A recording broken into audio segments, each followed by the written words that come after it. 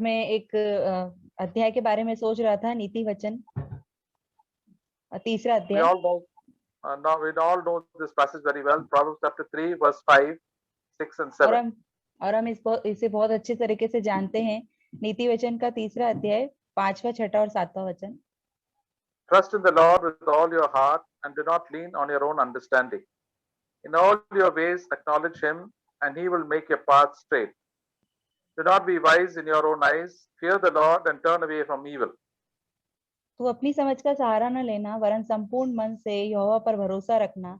उसी को स्मरण करके सब काम करना, तब वह तेरे लिए सीधा मार्ग निकालेगा। अपनी दृष्टि में बुद्धिमान न होना, यहोवा का भय मानना और बुराई से अलग रहना। It's almost like a New Testament verse. ये एक तरह से नए नियम का वचन है। It says we must trust God with all our heart. हमें परमेश्वर पे भरोसा रखना है पूरे हमारे हृदय से। And because of that, we have not to understand and try to figure out what to do with our own mind. और इसलिए हमें अपनी समझ का सहारा नहीं लेना है कि हम हमारी बुद्धि से चलें। So we have to ask God's will in every area of our life. Lord, what is your will in this purpose that I'm doing in this for today, and whatever am I doing, Lord, in that way I'm thinking and behaving, please show me how you would do it. और प्रभु से हमें हर एक बात में, हर एक दिन, हर एक परिस्थिति में पूछना है, परमेश्वर कि मैं जो भी आप सोच रहे हैं, बोल रहे हैं, प्रभु मुझे कैसे करना है, आप इस बात को कैसे करते हैं। Many times so many thoughts come to our mind. और कई बार बहुत सारे विचार जो है हमारे मन में आते हैं। And most of these thoughts are not good thoughts, and they're not these thoughts are not according to the will of God. और कई बार ये जो विचार हमारे दिमाग में आते हैं वो सही नहीं होते और परमेश्वर की इच्छा के अनुसार भी नहीं होते। And most of the thoughts that we think about are from the world. और बहुत सारे जो विचार होते हैं वो सांसारिक होते हैं। Because of our own selfishness and pride, we think these things. क्योंकि हमारे स्वार्थ के कारण, घमंड के कारण हम ये सब बातों को सोचते हैं।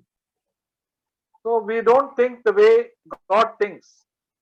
और हम उस तरह से नहीं सोचते जैसे प्रभु सोचते हैं। But we have to, in these situations, we have to have faith in God. God, I'm your child, and you have brought this problem and situation in my life. I don't know how to behave. Lord, please guide me. और ऐसी परिस्थिति में हमें परमेश्वर पर विश्वास रखना है। प्रभु, ये बातें आप मेरे जीवन में लेकर आए हो, मुझे किस तरह से व्यवहार करना है, आप मुझे बताएं। And God loves us very much. और प्रभु हमसे बहुत प्रेम रखते हैं। And it says in verse 4, trust in this in verse 5, verse 6, in all your ways acknowledge him and he will make your path straight. और 6ठे वचन में यहाँ लिखा है, उसी को स्मरण करके सब काम करना, तब वह तुम्हारे लिए सीधा मार्ग निकालेगा। See, the Lord wants to teach us everything and guide us in every area of our life. और परमेश्वर चाहते हैं कि प्रभु हमें हर एक मार्ग में, हमारे जीवन में हमें निर्देशित करें। Not only the big problems, but also the small problems. सिर्फ बड़ी समस्याओं में नहीं, छोटी समस्या में भी। So many times in the big problems we tell the Lord, but the small problems we just try to do what we think is right. और कई बार बड़ी समस्याएं तो हम प्रभु को बताते हैं, पर छोटी समस्याओं में हम सोचते हैं जो हम कर रहे हैं वही सही है। But God, Jesus wants to be Lord of every area of our life. पर जो यीशु मसीह है वो हमारे जीवन के हर एक क्षेत्र में प्रभु होना चाहिए। And all the good things we think are right may not be very good. और जो सही चीजें हम कई बार सोच रहे हैं, जरूरी नहीं है कि वो सही हो। Sometimes we want to go to a friend's house or to talk. The Lord will tell the Lord, Lord, please guide me and show me what to talk and when to stop and where not to go and where to go. और कई बार हम सोचते हैं कि हम हमारे दोस्त के यहाँ जाए, उससे बातें करें, पर प्रभु से हमें पूछना है कि प्रभु कब जाना है, कब नहीं जाना है, क्या बोलना है, कब रुक जाना है। When we don't ask the Lord, then we go out to the will of God and we run into a lot of other problems. और अगर हम प्रभु से नहीं पूछते हैं तो हम पाप में गिर जाते हैं। And then the devil also attacks us. और फिर शैतान हमारे ऊपर आक्रमण करता है।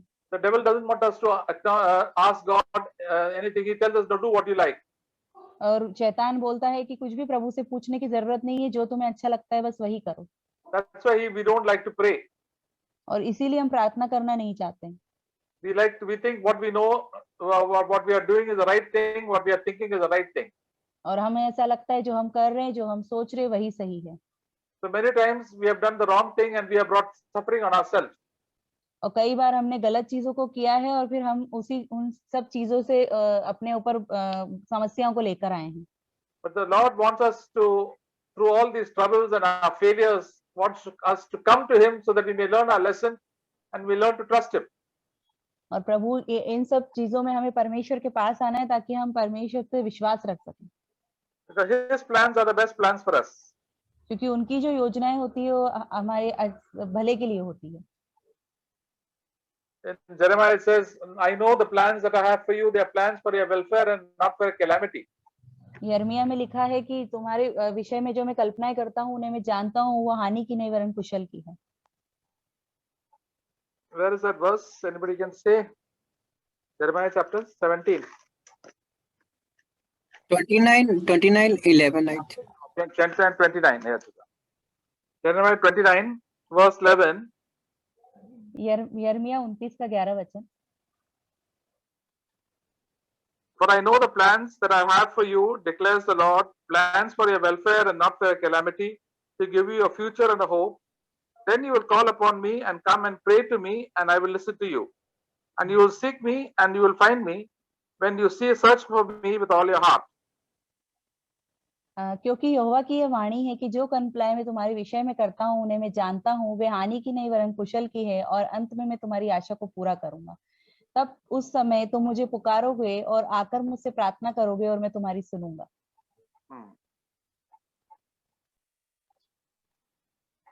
And then verse 13 also. 13 वचन, तुम मुझे ढूंढोगे और पाओगे भी, क्योंकि तुम संपूर्ण मन से मेरे पास आओगे। So when we come to know that God's plans are the best for us, not our plans. और हम ये जानते हैं यहाँ से कि परमेश्वर के जो योजनाएं हैं वो हमारे भले के लिए। God has a special plan for us today. और परमेश्वर के लिए हमारे पास आज के लिए खास योजना है। And one of the plan is that we must come here for the meeting and sit and not waste our time doing something else. और सबसे जो एक आज के लिए जो योजना है वो ये है कि हम सभा में आए और कुछ और काम ना करें इसके बदले। So he can tell us something good about our lives, encourage us and ask us and guide us through the good thing in our life. Sorry brother. So he can encourage us and guide us to do the good in our life. तो फिर परमेश्वर हमें प्रोत्साहित कर सकते हैं और कुछ भला करने के लिए कह सकते हैं। And then he doesn't want anything bad to come upon our life at all. और प्रभु नहीं चाहते कि कुछ भी बुरा हमारे जीवन में आए। But he wants to give us a future. और प्रभु हमें एक भविष्य देना चाहते हैं। In this world and also the world to come. और इस संसार के बाद एक और संसार आने वाला है। And to give us hope. और हमें आशा देने के लिए। In this world now there are few people have lost their hope. और इस संसार में लोगों ने अपनी आशा को खो दिया है। There is so much of trouble, there is no much job, people are not getting enough money, and there are so much sicknesses around, and because of that people are getting very much discouraged. और बहुत सारी दुख तकलीफ और बीमारियां अभी आ गई है, इसलिए लोग जो है बहुत निराश हो गए हैं। But when we look at the Lord, we have hope. पर जब हम प्रभु की तरफ देखते हैं तो हमारे पास आशा है। Psalm 34 says they looked unto him and they were not afraid, and their faces began to shine. और भजन संहिता 34 में लिखा है कि जब वो उनकी तरफ देखते हैं तो वो डरते नहीं हैं, पर उनका मुख चमकता है। So a person who trusts the Lord and commits everything, every detail of his life to the Lord, will always be encouraged and walk in the will of God. और जो इंसान प्रभु को सारी बातें सौंप देता है वो हमेशा अपने जीवन में प्रोत्साहित रहेगा। And that's why it says verse 7 of Proverbs chapter 7 that we must not be wise in our own eyes. इसलिए 7वें वचन में लिखा है नीति वचन के कि हमें अपनी आंखों में बुद्धिमान नहीं होना है। We must fear the Lord and turn away from evil. हमें परमेश्वर की ओर मुड़ना है और सारी बुराइयों से दूर रहना है। So we must, most of us, all of us tend to be wise in our own eyes. We think what we are thinking is right. और कई बार हम अपने नजरों में बहुत बुद्धिमान होते हैं, हम सोचते हैं कि हम जो कर रहे हैं वही सही है। And we don't want to consult the Lord, don't want to consult any godly advice. We just want to do what we like. और हम किसी परमेश्वर से भी जाकर पूछते नहीं हैं, किसी ईश्वरीय व्यक्ति से भी जाकर पूछते नहीं हैं और खुद की इच्छा को पूरा करते हैं। Children don't like to ask their parents about the guidance. और छोटे बच्चे जो होते हैं वो अपने माता पिता से नहीं पूछते हैं कोई बात। But God's word contains the guidance from the Lord, and also God gives us wisdom in the church. और जो परमेश्वर का वचन है उसमें परमेश्वर के निर्देश हैं, और जो कलीसिया है उसमें भी। That's why the Lord wants us not to be wise in your own eyes. इसलिए परमेश्वर चाहते हैं कि हम अपनी दृष्टि में बुद्धिमान ना बने। We must have the fear of God in our own hearts. हमें हमारे मन में जो है परमेश्वर का भय होना चाहिए। We like to think that we are something great, और हम ऐसा सोचते हैं कि हम बहुत महान हैं, and we want to become great. और हमें महान बनने का मन है। That is the ambition of every human being in this world. और ये हर एक जो व्यक्ति है उसका उद्देश्य है जीवन में। That's why the Eve and Adam sinned, because they wanted to be somebody very great. और इसलिए आदम और हव्वा ने पाप किया क्योंकि वो बहुत महान बनना चाहते थे। And that desire for greatness is there in our own lives. और हमारे जीवन में भी ये जो इच्छा है महान बनने की ये होती है। And the devil also tempts us and encourages us that you are a very great person, you are a very good person, and you don't need to listen to God. और जो शैतान होता है वो भी हमें प्रोत्साहित करता है कि तुम बहुत महान हो और परमेश्वर की मत सुनो। That is why many believers backslide and go away from the Lord. इसलिए बहुत सारे विश्वासी परमेश्वर से पीछे हट जाते हैं और परमेश्वर के पास नहीं आते। They stop praying. वो प्रार्थना करना बंद कर देते हैं। They don't attend the meetings. वो सभा में नहीं आते। They don't want to read the word of God. वो परमेश्वर का वचन नहीं पढ़ते। Then they will stop thanking and praising God. और परमेश्वर की स्तुति आराधना करना भी बंद कर देते हैं। And this is what happens because they lose the fear of God from their life. और इसीलिए परमेश्वर का जो भय है उनके जीवन में से चला जाता है। And it says that, verse 8, when we do that, it will be healing to our body and refreshment to our bones. और 8वां वचन में लिखा है, ऐसा करने से तेरा शरीर भला चंगा और तेरी हड्डियां पुष्ट रहेंगी। See, if you want to really live a healthy life, you really fear God. अगर हमें एक स्वस्थ जीवन जीना है तो हमें परमेश्वर का भय मानना चाहिए। See, when we fear God, we will avoid a lot of diseases. अगर हम परमेश्वर का भय मानेंगे तो हम बहुत सारी बीमारियों से दूर रहेंगे। We will stop overeating. हम बहुत सारा खाना खाना छोड़ देंगे। We will be disciplined in our eating. हम अनुशासित होंगे हमारे खाना खाने के मामले में। And then we will also be hardworking. हम बहुत कड़ी मेहनत करने वाले होंगे। And then we will avoid all the wrong things to eat. Like we will stop, not keep on drinking alcohol and smoking and excessive drinking of coffee and tea, and all these bad habits will go away from our lives. और जितनी बुरी आदतें हैं ये जो ज्यादा coffee पीने की, चाय पीने की और शराब पीने की, ये सारी जो बुरी आदतें हमारे जीवन में से चली जाएंगी। And that is why a person who fears the Lord has got good health. और इसीलिए जो परमेश्वर का भय मानता है उसके जीवन में अच्छा स्वास्थ्य होता है। And because of that, because he has got peace, all the tension from his life also goes away. और फिर इसी कारण से उसके जीवन में से जितनी भी टेंशन होती है वो चली जाती है। See, because of lot of tension, people get lot of problems, high blood pressure, the diabetes becomes worse, joint pain, backache, so many problems when we have got so much of tension and anxiety. और बहुत सारे लोगों के जीवन में जब चिंताएं होती है तो बहुत सारी जो बीमारियां हैं जैसे कि ब्लड प्रेशर है और डायबिटीज है, ये सब कुछ उनके जीवन में आ जाता है। And because of that, they suffer in their life, the body also remains sick. और इसी कारण से उनके जीवन में उनका जो शरीर होता है वो भी बीमार पड़ा रहता है। So God has a plan for our goodness and our welfare. He doesn't want us to enjoy all these bad habits, and He wants to give us a good healthy body and a good healthy soul. और इसलिए परमेश्वर की योजना हमारे भले के लिए है। परमेश्वर नहीं चाहते कि हम बीमार पड़े रहें और हमारा जो हम स्वस्थ रहें, हमारा शरीर भी और प्राण भी। And we will be refreshed. It says our bones will be refreshed. और यहाँ पे लिखा है कि हमारा जो शरीर है वो भला चंगा रहे। We have extra strength in our life. हमको जो है सामर्थ्य मिले हमारे जीवन so that we can go about doing good. ताकि हम भला करते रहें जीवन में। God wants us to do good to wherever we are. We are not just to live for ourselves, but to preach the gospel and to tell the good news to others and to do as much good as possible in our life. और परमेश्वर चाहते हैं कि हम हर जगह सुसमाचार को फैलाएं और जितना भला हो सके उतना अच्छा हम करते जाएं। And we can pray for others and wish the best for others and pray that they will come to the Lord and live in the will of God. और हम दूसरों के लिए प्रार्थना करें और परमेश्वर की इच्छा में हम रहें. And then also God will give us verse 10, so your barns will be filled with plenty and your vats will overflow with new wine. और 10वां वचन, इस प्रकार तेरे खत्ते भरे और पूरे रहेंगे और तेरे रसकुंडों में दाख मधु उमड़ता रहेगा. See, when we fear God, God will also provide for our needs much more than our needs that we can give to others also. और अगर हम परमेश्वर का भय मानेंगे तो परमेश्वर हमारी सारी जरूरतों को पूरा करेंगे, सिर्फ हमारे लिए नहीं पर हम दूसरों को भी दे सकेंगे. How blessed it is to really fear God and to walk in His will every day. और कितना भला है कि हम परमेश्वर की इच्छा में रोज चलें. So many of us have done the wrong thing and made a mess of our lives. और बहुत सारे लोगों ने सब कुछ बुरा कर लिया है और अपने जीवन को बर्बाद कर लिया है.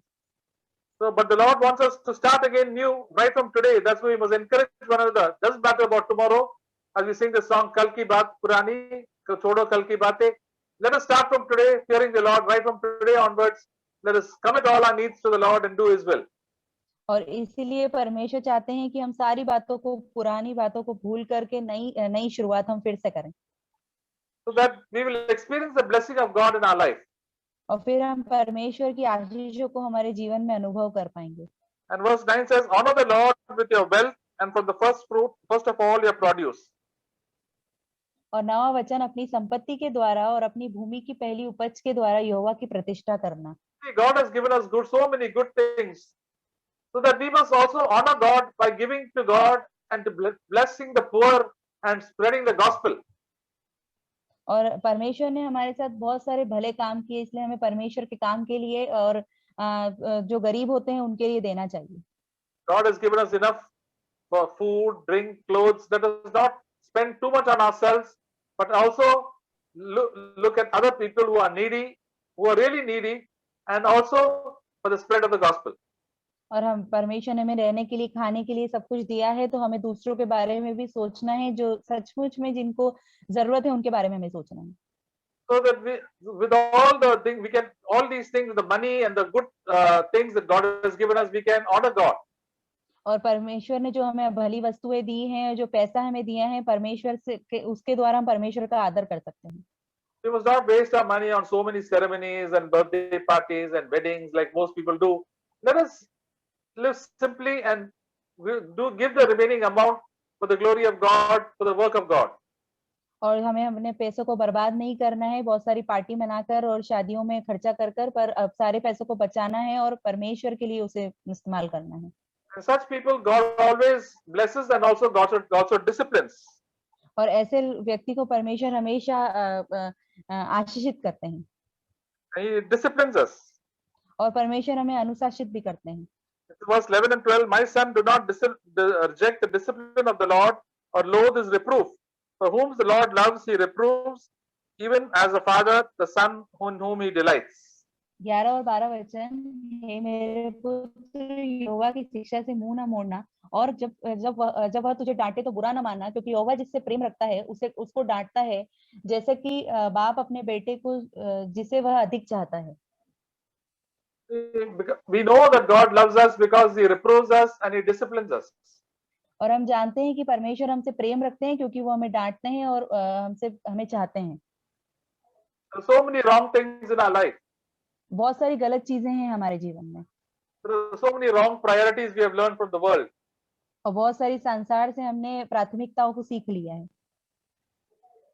And that thing we have to slowly change, and the Lord is in a process of changing us, each one of us one by one. और धीरे धीरे हमें इन बातों को बदलना है और परमेश्वर भी हम में से हर एक जन को बदल रहे हैं. In the way we read, the way we talk, the way we spend money, all these things the Lord wants to change us and make us like Jesus. जिस तरह से हम पढ़ते हैं, बोलते हैं या फिर हमारे पैसों को हम खर्च करते हैं, परमेश्वर हमें यीशु मसीह के समान बनाना चाहते हैं. So that we can get the wisdom of God. ताकि हम परमेश्वर की बुद्धि हमारे जीवन में आ सके. See, people in this world are running after wealth and fame because all that will go away when we die. और इस संसार के लोग जो हैं वो मशहूरता के पीछे और पैसों के पीछे भाग रहे हैं, पर वो एक दिन चला जाएगा. Verse 13 says, how blessed is the man who finds wisdom. और 13 वचन में लिखा है, क्या ही धन्य है वो मनुष्य वो जो बुद्धि पाए। So in the Old Testament also there were many wise people, and because of all the trials and problems that they went through, they learned the ways of God, and that is the wisdom. और बहुत सारे पुराने नियम में भी बहुत सारे बुद्धिमान मनुष्य थे, और परमेश्वर की दुख और तकलीफ से गुजरने के बाद वो उन्होंने बुद्धि पाई। But in the new covenant, we have given the Holy Spirit, and He makes us and changes us like Jesus, and makes us like Jesus, who is the wisdom of God. और नए नियम में हमें पवित्र आत्मा मिला है जो हमें बदलेंगे और हमें यीशु मसीह के समान बनाएंगे। And 1 Corinthians chapter 1, पहला कुरिन्थियों पहला अध्याय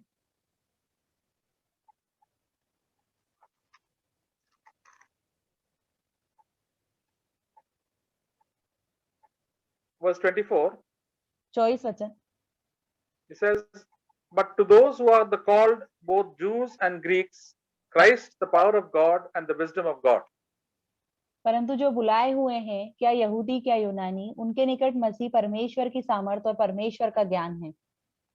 So Jesus Christ is first for us the power of God and the wisdom of God. तो यीशु मसीह जो है हमारे लिए परमेश्वर की सामर्थ और परमेश्वर का ज्ञान है। The more we become like Jesus by the power of the Holy Spirit, we get the wisdom of God. और जितने हम ज्यादा यीशु मसीह के समान बनेंगे, पवित्र आत्मा की सामर्थ से हम यीशु मसीह का ज्ञान पाएंगे। So dear brothers and sisters, all of us, God is working in our life to teach us His ways so that we can get the wisdom. We can follow Christ. So what would Jesus do in my place now? और भाई और बहनों, हम यीशु मसीह के समान बदल रहे हैं दिन पर दिन, और प्रभु हमें उसकी बुद्धि में बढ़ा रहे हैं, और ये बता रहे हैं कि हम किस तरह से व्यवहार करें इस समय में। That is how the Holy Spirit will speak to us. और इसी तरीके से पवित्र आत्मा हमसे बात करते हैं। The Holy Spirit will speak to us that don't keep anger in your heart towards anybody. और पवित्र आत्मा हमें बताते हैं कि किसी के प्रति क्रोध को ना रखें अपने मन में, Don't keep on blaming and fighting, finding fault. और किसी पे दोष ना लगाए, और किसी के प्रति कड़वाहट ना रखें, And pray for others. और दूसरों के लिए प्रार्थना करें। He will change our way of thinking. और वो हमारे सोचने का नजरिया बदलेंगे, And then our behavior also will change. और फिर हमारा व्यवहार भी बदलेगा। And that's why God is working, brothers and sisters, in your life and my life. इसलिए परमेश्वर भाई और बहनों आपके और मेरे जीवन में काम कर रहे हैं। The more we acknowledge God in every area of our life, the faster the work of change, transformation will be there in our life. और जितना हम प्रभु को अपने जीवन को देंगे, उतना हमारे जीवन में जल्दी बदलाव होगा। Some go slowly, some go fast. कुछ लोग धीरे जाते हैं, कुछ लोग तेज। So let us be quick because our time on earth is very short, and let us use every day and that God gives us to acquire this wisdom and to be more like Jesus Christ. और हमें तेज होना है, क्योंकि हमारे पृथ्वी पर का समय बहुत कम है, और हमें जल्दी से यीशु मसीह के समान बनना है। The Holy Spirit will remind us about the Word of God. और पवित्र आत्मा हमें परमेश्वर के वचन के बारे में याद दिलाएंगे। Let us keep on reading the Word of God so that the Word of God will come into our memory. और परमेश्वर के वचन को हम पढ़ते रहें ताकि वो हमारे मन में आता रहे। And as it comes into our thoughts, the Holy Spirit will speak to us about this thing and this matter and that matter in a very practical way.